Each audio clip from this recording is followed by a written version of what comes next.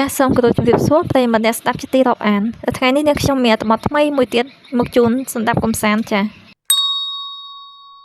65ថ្ងៃដែលគ្មានពន្លឺព្រះអាទិត្យអូគីអាវិកដែលអតីតកាលគឺជាទីក្រុងបារ៉ូនៃរដ្ឋអាឡាស្កាបានចូលទៅក្នុងរាត្រីពោដ៏ល្បីល្បាញដែលជាព្រឹត្តិការណ៍ដ៏អស្ចារ្យមួយដែលព្រះអាទិត្យស្ថិតនៅខាងក្រោមជើងមេឃប្រហែល65ថ្ងៃនេះមានន័យថាថ្ងៃលិចរយៈពេល65ថ្ងៃក្នុងរយៈពេល2ខែខាងមុខទីក្រុងនេះនឹងឃើញសមរាត្រីទាំងកណ្ដាលថ្ងៃត្រង់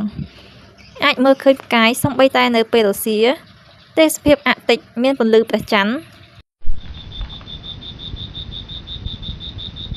ទោះយ៉ាងណាជីវិតនៅតែបន្តដូចធម្មតាក្មេងៗទៅសាលារៀនមនុស្សម្នាធ្វើការហាងនៅតែបើកលក់ហើយសហគមន៍បំភ្លឺរដូវកាលមួយនេះជាមួយនឹងពន្លឺភ្លើងមានពិធីបុណ្យនិងប្រពៃណីរដូវរងាដោយធម្មតាអ្នកស្រុកសម្របខ្លួនទៅនឹងកលៈទេសៈនេះដោយប្រើចង្កៀងបំភ្លឺប្រើទម្លាប់ប្រចាំថ្ងៃនិងប្រើវីតាមីន D ដើម្បីរក្សាសុខភាពក្នុងអំឡុងពេលយប់ងងឹតដ៏យូរនេះឧទ្យាវិកគឺជាទីកន្លែងមួយក្នុងចំណោមកន្លែងតិចតួចបំផុតនៅលើផែនដីដែលព្រះអាទិត្យតែងតែបាត់ខ្លួនជារៀងរាល់រដូវរងាហើយត្រឡប់មកវិញតែនៅចុងខែមករាតែប៉ុណ្ណោះគឺ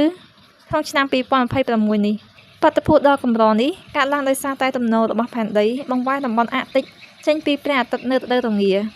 ហើយបង្កើតបានជារដូវមួយដែលយប់ជំនួសថ្ងៃ